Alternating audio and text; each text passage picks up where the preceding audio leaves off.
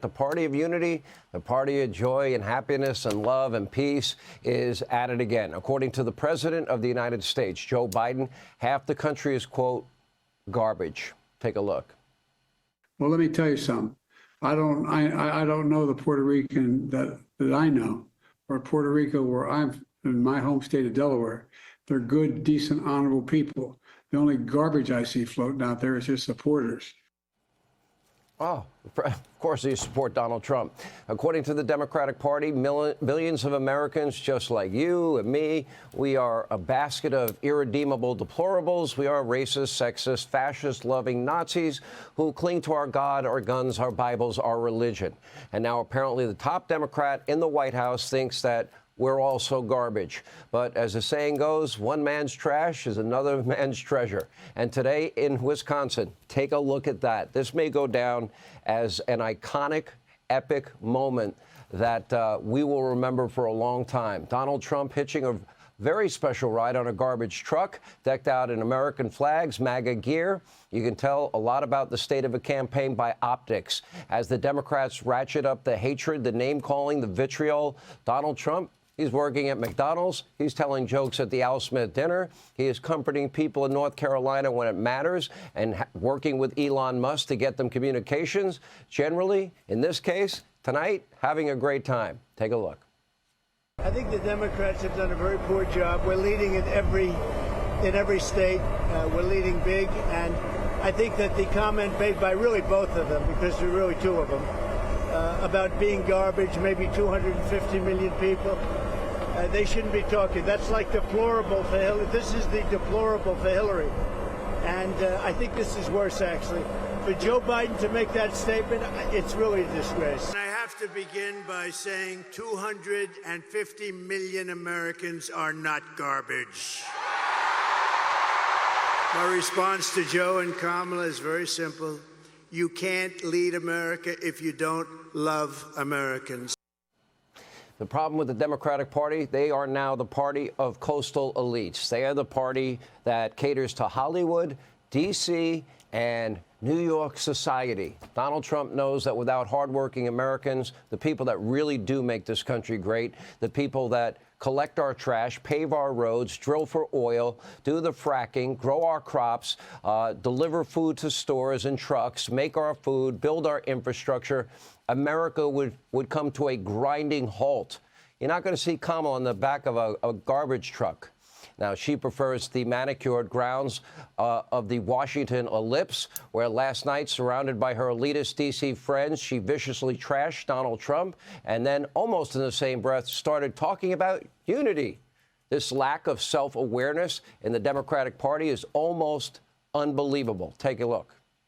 For too long, we have been consumed with too much division, chaos, and mutual distrust. The only garbage I see floating out there is his supporters. We have to stop pointing fingers and start locking arms. Donald Trump's got this big rally going at Madison Square Garden. There's a direct parallel to a big rally that happened in the mid-1930s at Madison Square Garden. And don't think that he doesn't know for 1 second exactly what they're doing there. I will work every day to build consensus and reach compromise. I know this sounds bizarre. It sounds like if I said this 5 years ago, you'd lock me up. We got to lock him up.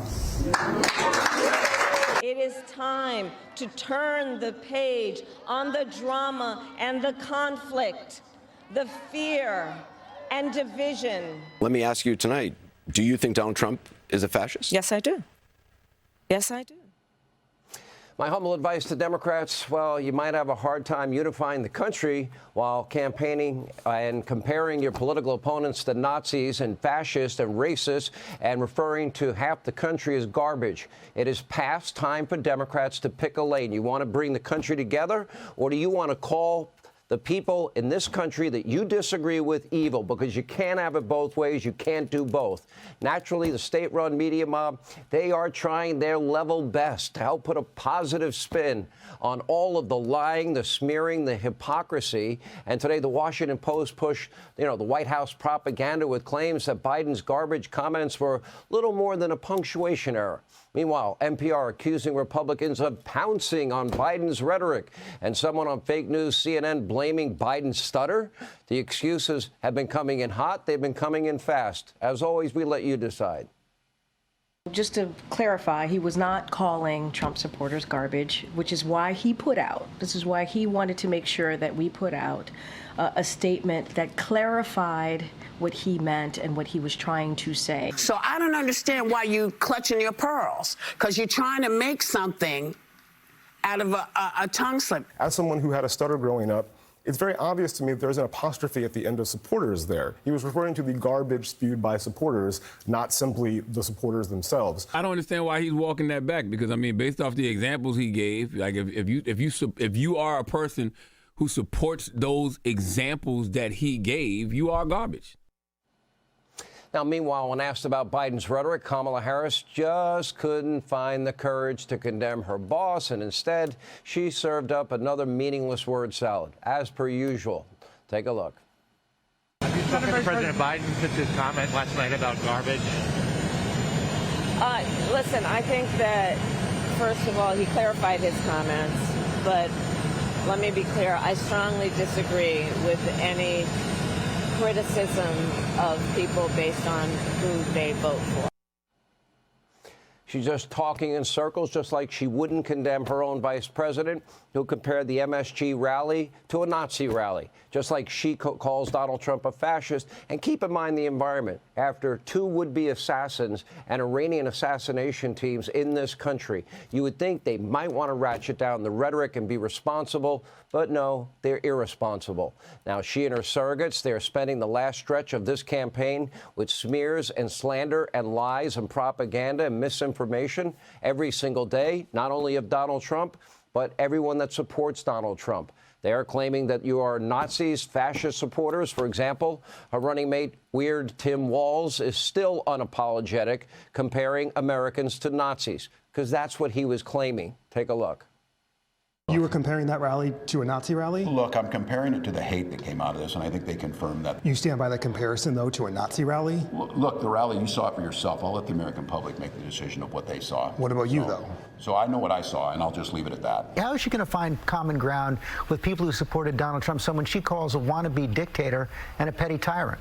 Well, good morning, George. Yeah, the vice president's rhetoric is the rhetoric that a president of the United States gives, one that understands we're all in this together. I want to get your reaction to the president's comments, but I want to put it into a larger context of your recent comment comparing the Sunday Trump rally to a Nazi rally.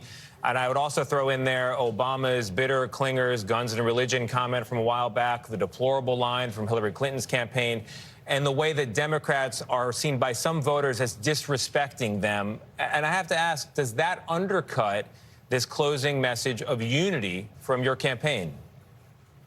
No, certainly not. Nah, not at all. Are you kidding? Come on. Once again, just weeks after two different people tried to assassinate Donald Trump, killing one of his supporters, Kamala just doesn't have the courage to simply do the right thing, lower the temperature. Take a look. I talked with Governor Walz yesterday. Okay. He compared Trump's rally on Sunday to that of one of the Nazi rallies in the 30s at Madison Square Garden. Do you compare that? Do you find that a similar comparison? Listen, this election is in 7 days, and I think the American people have a very clear choice. And on the one hand, you have Donald Trump, who is constantly fanning the flames of division and hate, who is trying to have the American people point their fingers at each other, or my leadership, which is founded on a lived and experience that the vast majority of us have more in common than what separates us. Calling candidates and their supporters, inferring that they're Nazis, that they're fascists, that they're racist, that they're garbage, is that hateful? The messaging from the Harris campaign doesn't make any sense. And it's not just the weird fake promises to unite the country, from the border to the Second Amendment, to the economy, to taxes, to fracking, to oil, to the wars overseas. Kamala Harris and weird Tim Walz have been all over the map. The only way to truly know how Kamala would govern is to look at the last 4 years. Ask yourself before you vote, Are you better off than you were 4 years ago? Did they do a good job securing the border? Are your towns and cities more safe and secure? How do you feel when you go to the grocery store and you're paying inflated prices on everything you buy, every item in every store? How do you feel about gassing up your car and paying $1.50 more a gallon? How do you feel about war in Europe? How do you feel about war in the Middle East? How do you feel about the withdrawal from Afghanistan? Now, between now and Election Day, you have to answer those questions and then head to the polls. And in 6 days, 1 week from today, all those polls will close and we will start the vote counting. And we will soon have a new president-elect. Hey, Sean Hannity here. Hey, click here to subscribe to Fox News YouTube page and catch our hottest interviews and most compelling analysis. You will not get it anywhere else.